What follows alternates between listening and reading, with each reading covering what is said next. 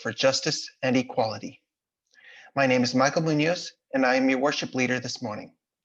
I'm glad you are joining us for this virtual service today.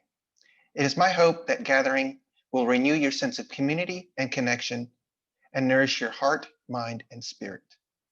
Our Interim Minister, the Reverend Frieda Gillespie, will be offering the reflection today entitled New Beginnings. Thank you to our AV team volunteers today, Amy Stubbs, Cindy Fountain, and Ken Lacing. At Westside, we are raising the next generation of Unitarian Universalists, and we want them to know that they are an important part of our community. Several years ago, we chose to adopt multi-generational worship, where our services are radically inclusive and include our children of all ages.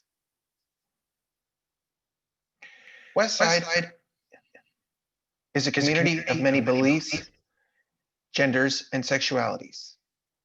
A community of diverse cultural, racial, class backgrounds. A community of varied abilities and gifts. Some here find inspiration in the great books, others in the great outdoors, and others still in great conversations. Whoever you are, whoever you may be, we welcome you to bring your whole self into this community. On behalf of this church community, I say to all, welcome. Today's order of service is a PDF. A link was provided via email and will also be posted in the chat for you to download. Most important is simply the opportunity to be present and connect together as Westside community. So don't worry if you don't have a copy of the order of service at this moment. As always, please continue to watch your email inbox, the church website, and our Facebook page for updates on church programs and opportunities. You can also stick around after the service ends today if you would like to join us for our virtual coffee hour. I invite you to take a deep breath. And from wherever you are, settle into the sacred space that we create together each week. Now let us worship together as we listen to this morning's prelude.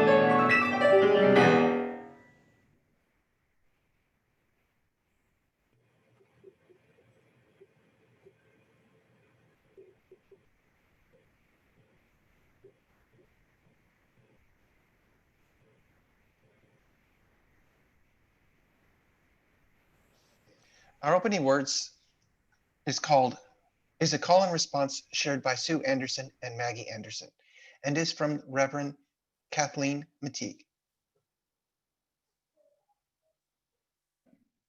The 1st of January is another day dawning, the sun rising as the sun always rises, the earth moving in its rhythms. With or without our calendars to name a certain day as the day of new beginning, separating the old from the new. So it is. Everything is the same, bound into its history as we ourselves are bound.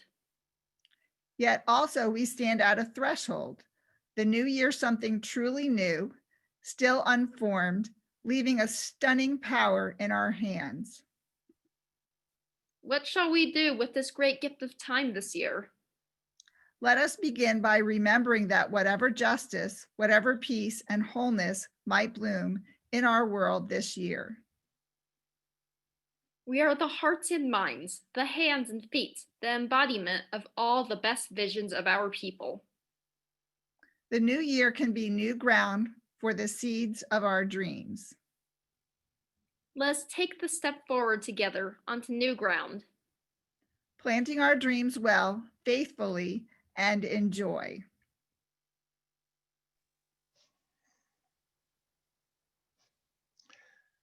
Our opening hymn is 1000, Morning Has Come.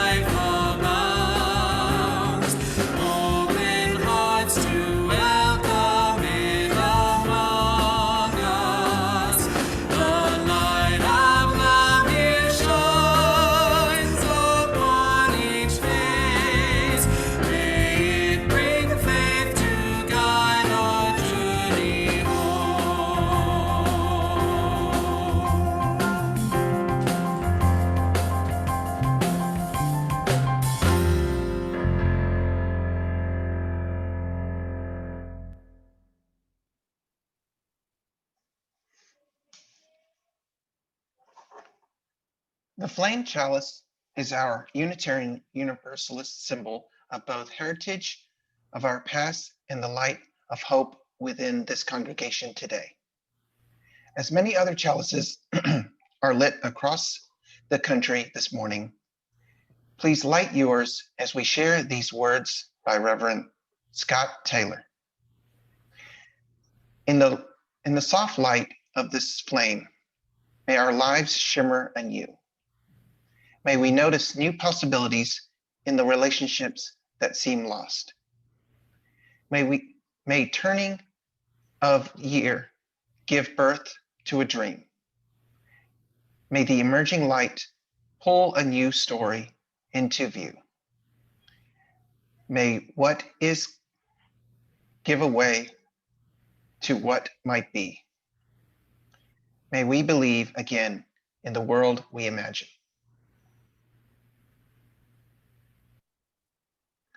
Our chalice lighting song this morning is 362, Rise Up, O Flame.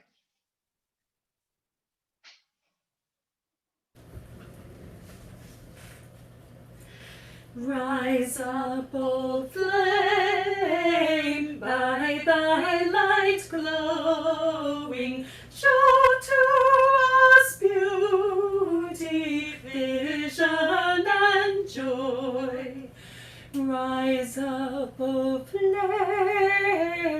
rise thy light flame, show thy light glowing, show to us beauty, vision, and joy.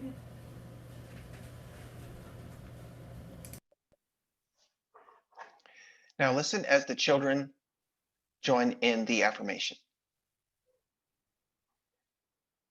Love is the doctrine of the Church. Quest of truth is its sacrament, and service is its prayer. To dwell together in peace. Seek knowledge and freedom.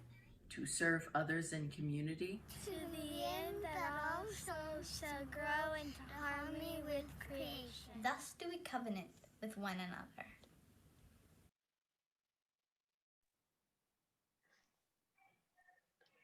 Our time for all ages today will be presented by Nikki Kennedy.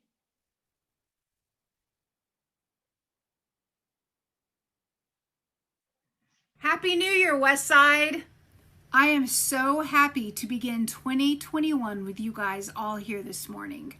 This month's theme for Soul Matters is imagination. So let's put our imaginations to use today together. This morning, I invite you all to find your magic seed. Pretend you have a magic seed in your hand, and this seed is called a new you. This magical seed allows you to become anything you wish. We believe that you are born with immense possibilities. Our faith tells the parents during the UU child dedication ceremony, don't put any limits on imagining what your baby or your child can become. And this seed could represent that. And using your imaginations, you can use this seed as a magical way to plant the idea of becoming anything that you wish. Maybe you want to grow a Jack and the Beanstalk magic seed, or maybe you like avocado seeds. We can leave that up to our imaginations. Today I'd like to share with you a beautiful book. It's a book written by the Reverend Carol Martignaco, who is a UU minister from Canada. The book is called The Everything Seed. As you listen to the story, I wonder what possibilities exist in you. What would your everything seed look like?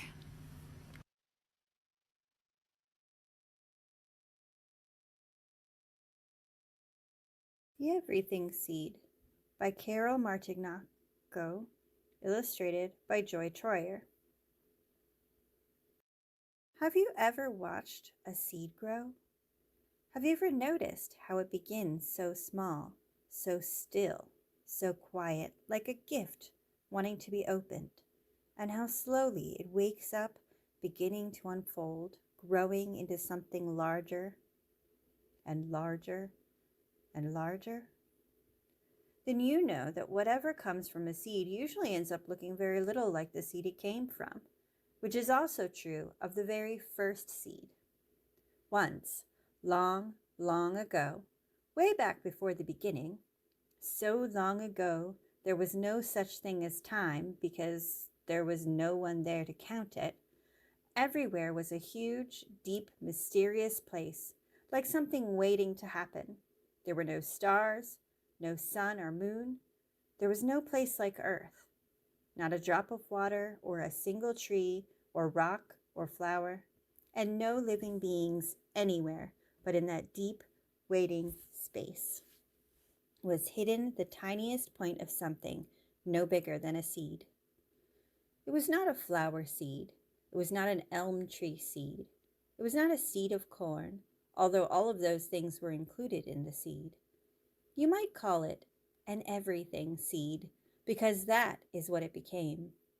No one knows where the first seed came from, or how it was planted, or how it knew, in the way that only seeds seem to know, how long to wait for just the right moment to sprout and grow.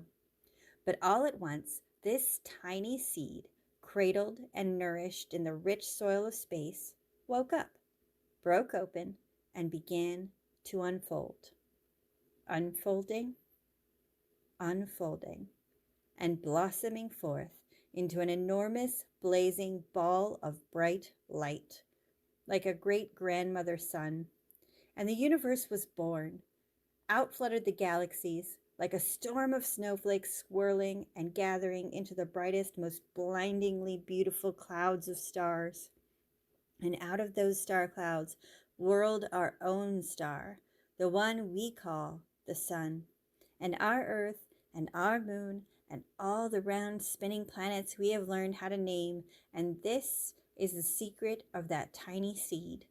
You and I were there in the very beginning, just as the idea for each leaf on a big oak tree lies hidden inside an acorn. We were there with all the stars and planets, all the rocks and oceans, plants and animals and people. Everything that is now ever was or ever will be was inside that first tiny seed. So, whenever you hold a seed in your hand and wonder what it could become, imagine how you and all that is here once came from the tiniest speck of an everything seed before it sprouted and grew long, long ago in the way back beginning of time. Now, if this were an ordinary story, it would end right here. But this story of the universe keeps unfolding. What once began in a blazing blossom of light continues every day.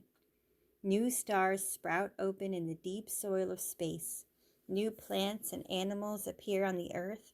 Seeds of many kinds are scattered everywhere to help us remember.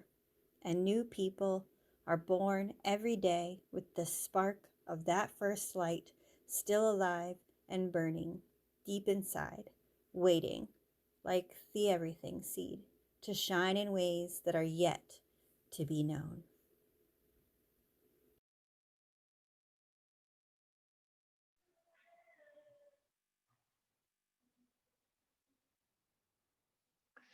Thank you, Nikki. Today's joys and concerns will be shared by a representative of the pastoral care team, Melissa Trask. Hello. As we share our joys with others, those joys are multiplied. When other hearts know our joy shines all the brighter. As we share our concerns, our community can offer its care. When other hearts know our sorrow, our burden becomes lighter. This is the time in our service when we offer witness and support for one another's journey. Please post in the chat if you have a joy or concern that you would like to share with everyone today. And for those who will be watching the recording later, joys and concerns can be submitted at any time via email to the pastoral care team or through the web form located in the care and support page of the church's website. This week's joys and concerns include there was a joy from Matt Sachs. It says, got me a pair of women's size 11 sneakers at everybody's flea market on East Lancaster, and they fit really good.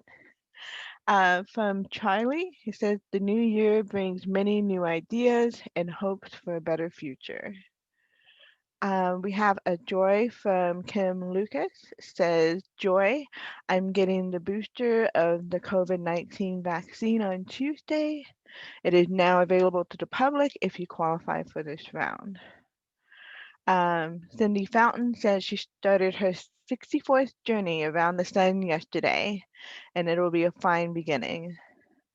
Myrtle McMahon said, I have a concern as 2 residents in my apartment have COVID.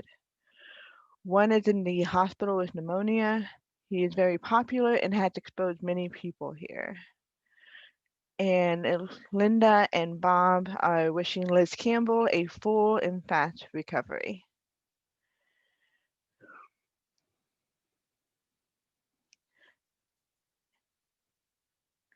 And thank you for sharing those with us.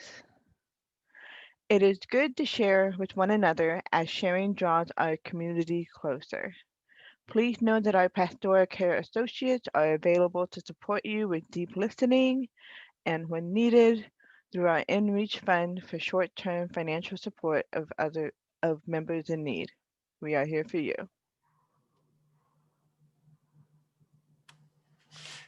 Thank you, Melissa. This morning's centering song is 391, Voice Still and Small.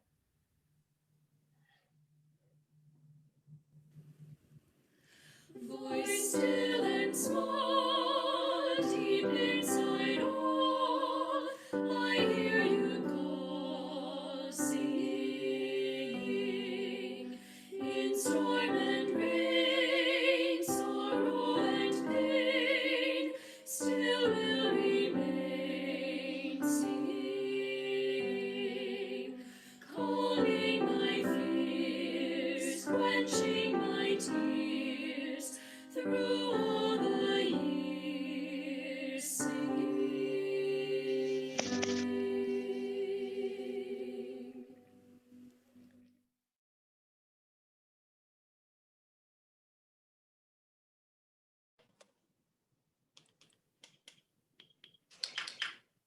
On the wings of this we have an echo here.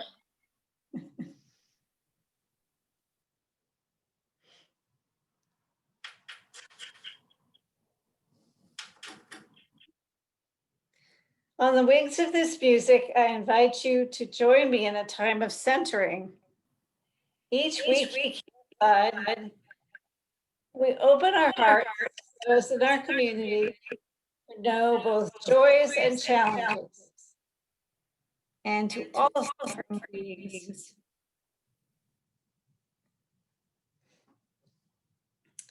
I will begin with a pastoral introduction before we move into a time of silent reflection. At that point, I will yell to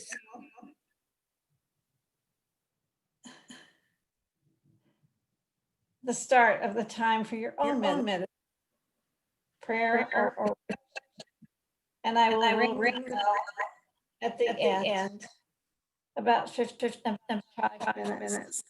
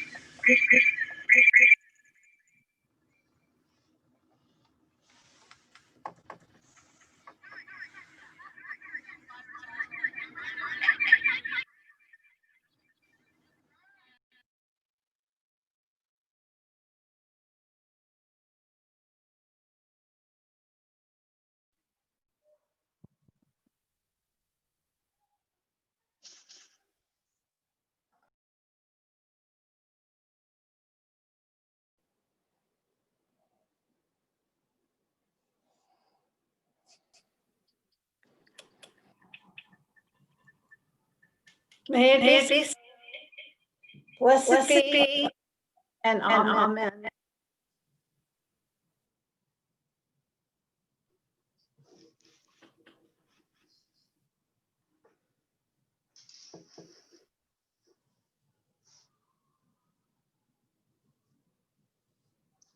Apologies. Let's see if it works now. Okay. West Side has a nope. I still have an echo. Apologies. That's okay. Let's see.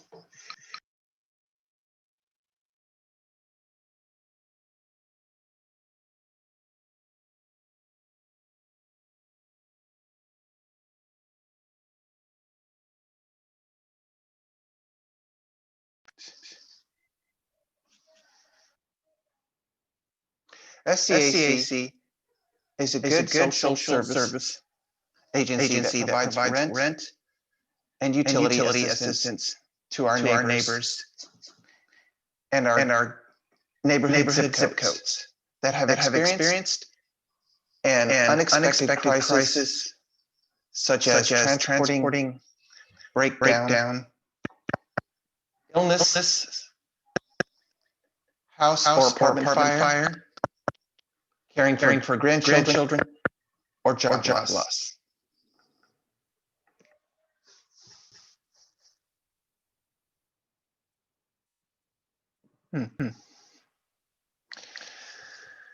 During pandemics, ACAC's single source of funds is directly donations. As you can imagine, there's more need than available funds, and Alliance finds itself during down eligible clients every month. Please help keep our neighbors warm, clean, and experience from experiencing homelessness by making donations of any amount. If you've used the Give Plus app, please select Service Project.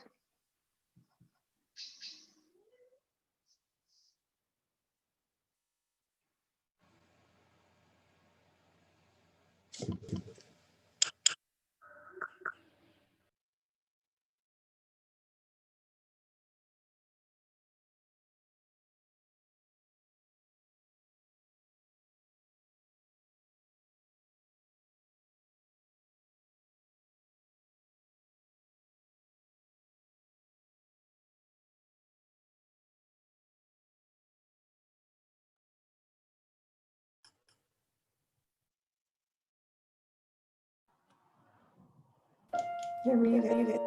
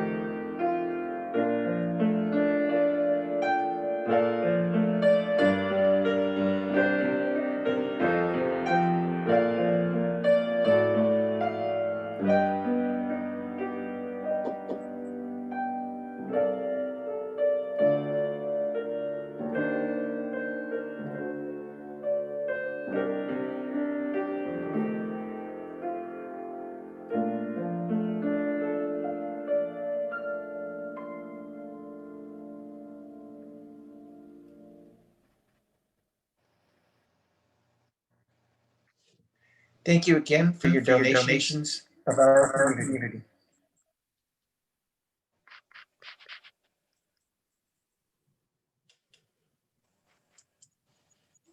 Now we turn our attention to Reverend Frieda for reading and reflection on you becoming.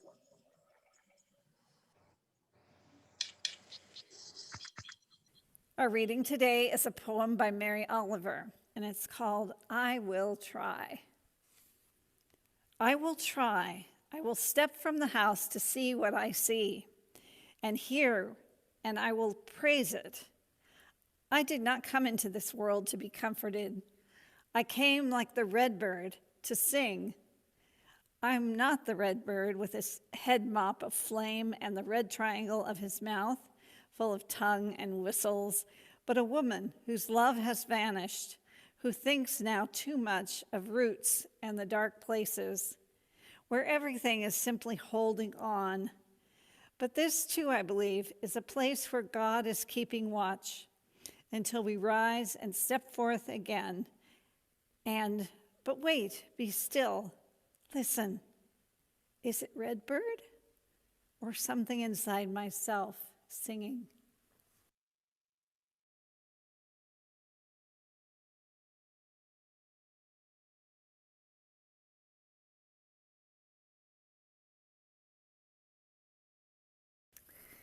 We are headed to a new year, one that is both a relief and full of promise.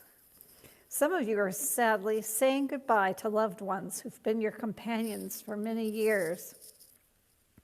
That's a huge loss, even when we know the reasons.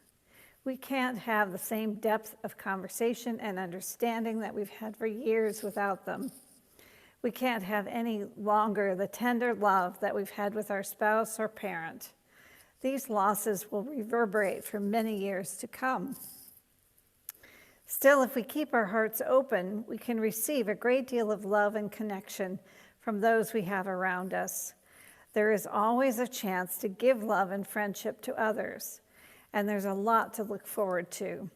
A brand new government with competent and dedicated people. There are the vaccines for COVID that are being distributed. And in time, if the virus becomes more contained, more gatherings will be possible. It would make such a big difference to be able to see each other in person. What we've learned about surviving in a pandemic will bring with us into the new year. I felt so much joy and hope watching the children and adults reading and playing music at the Charlie Brown service and the Christmas Eve service. They were both delightful. It made me realize once again that there is a great deal of life in this congregation. That makes me feel hopeful. With the creative energy that exists here, a lot will be possible even before the virus is completely contained. Many new beginnings are exciting, and we look forward to them. Starting a new grade in school or beginning a degree program, moving into a new house that you love, beginning a friendship. Sometimes we are thrust into a new beginning, such as changing ministers at our beloved church. Some of you are hopeful about this, and others are saddened by it. You didn't ask for this to occur, but it did. It has. It may seem like a natural progression, but still, it's unsettling. And now a new beginning is happening. How will you make the best of this circumstance? How can you sing a new song, especially if the old song still satisfies? I ask myself why I resist new beginnings, and the answer is almost always fear. Fear of the unknown, fear of not being equal to the task, fear of loss. It is much harder to move from a place that is comfortable to one that is unknown and uncomfortable. As Howard Thurman wrote, "How I shrank from the harsh discords of the new untried harmonies." That is why it is the person who is in pain, who is unhappy, who lives their life in quiet desperation, as Thoreau put it, that has the most potential to step forward into a new path. For some, the ties of habit and timidity of mind are enough. These are safe, familiar grounds, requiring nothing new from us. For others, the thought of being the same inwardly a year from now is unthinkable. Meanwhile, there is so much to learn and to live, so much untried within us. And each and every one of us has a next step, whether we take that step or not. There is an important spiritual principle. We all have a spiritual nature and path, whether you are aware of it or not. Often we need someone to point this out to us. Now you may be asking, what does she mean by spiritual? What I mean is that aspect of our being that is separate from the struggle for existence. It is a need deeper than our need to satisfy our basic desires. It is deeper than our patterns and habits of mind. It is where compassion comes from. It is operating beyond our knowing, opening us up to new possibilities. We encounter spirituality when we seek it within ourselves, often in times of trouble and pain. We also encounter it in the joy of discovery. The more we can surrender ourselves, our lives to our spiritual nature, the more we have the courage to try new things. My job here as your interim minister is to unsettle you, not in every aspect of church life, but to question, to wonder why you do things the way you do. Also, to offer ideas, or better yet, to encourage you to think in new ways.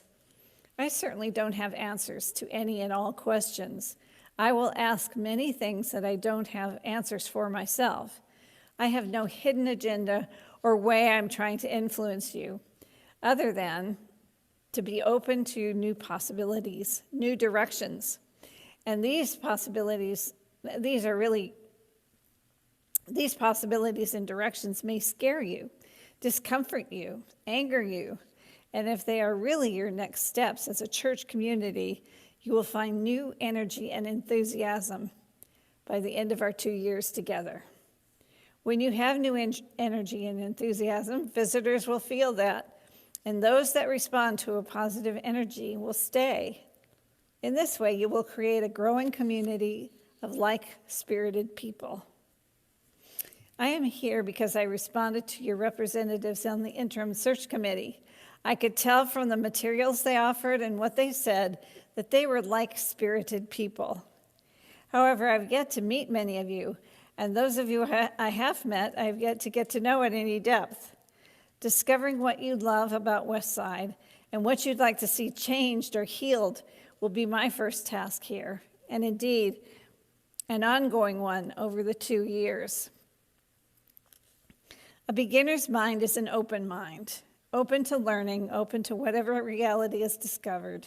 It is a mind engaged with life, rather than endeavoring to mold and change life to an expectation. When we are asked a question in this open way, we are invited to answer from a real place in ourselves. How often do we get asked that way?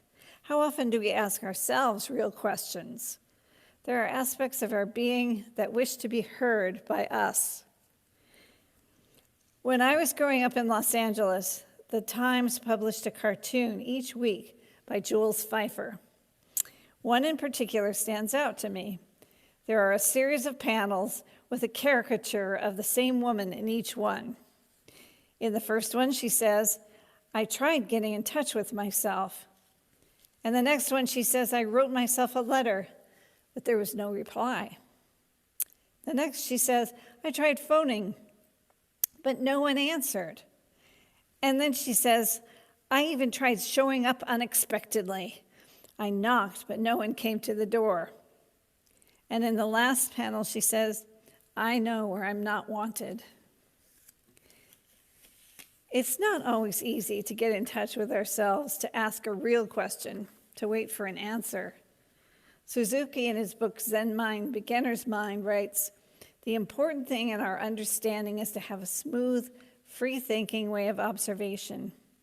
We have to think and to observe things without stagnation. We should accept things as they are without difficulty.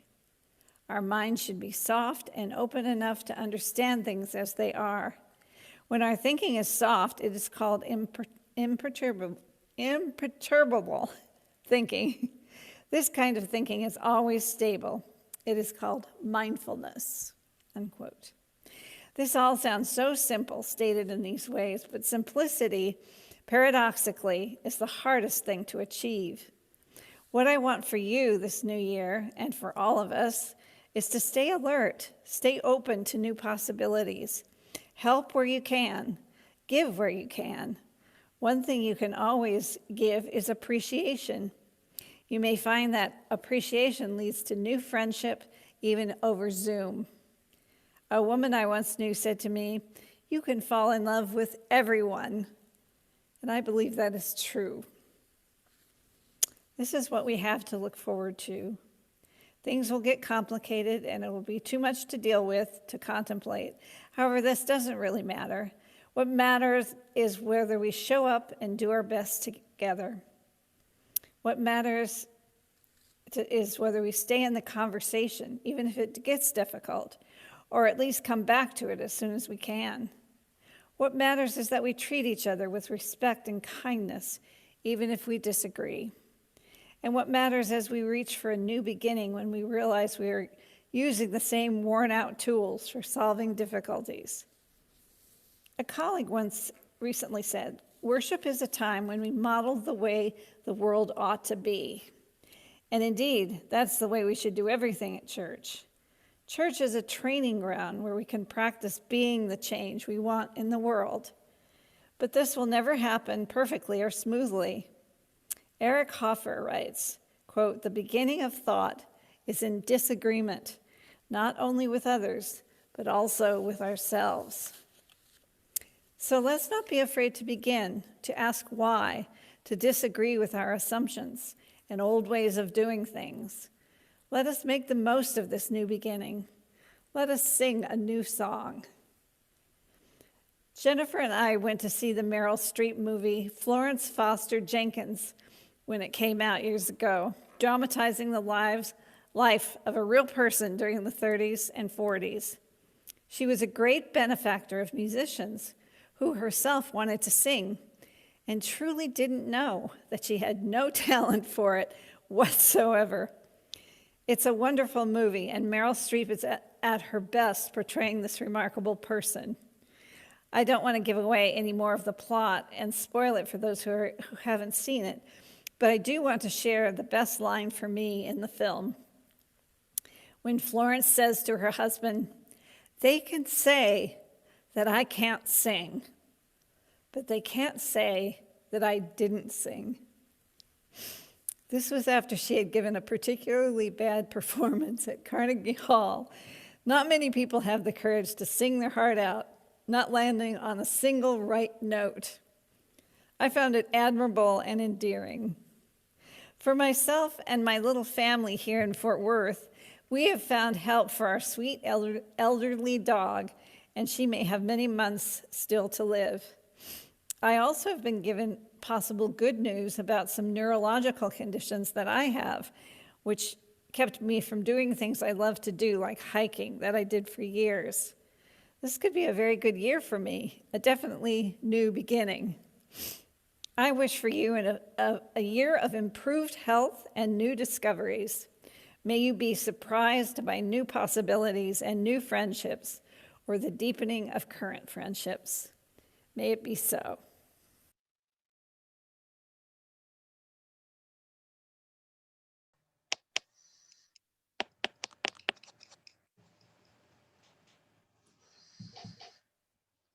I invite you to join in singing our closing hymn, 348, Guide My Feet.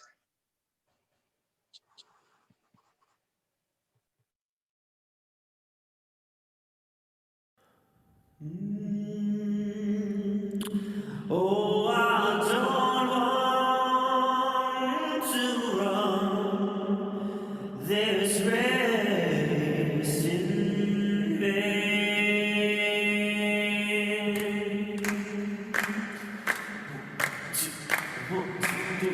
Guide my feet while I run this race. Now guide my feet while I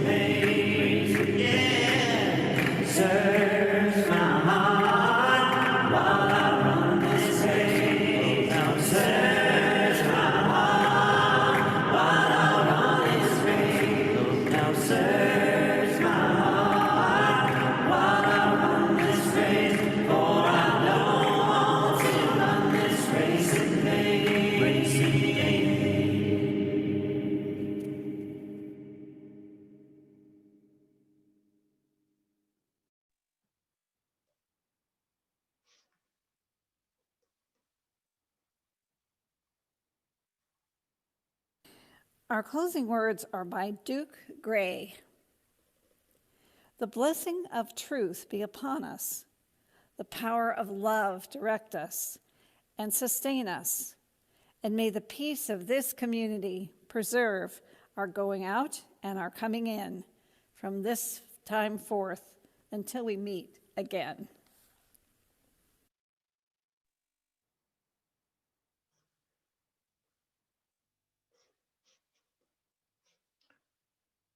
As we extinguish our chalice this morning, please join me in the congregational closing. Let us go in peace, believe in peace, and create peace in our lives and in the world. May it be so. Blessed be. Amen.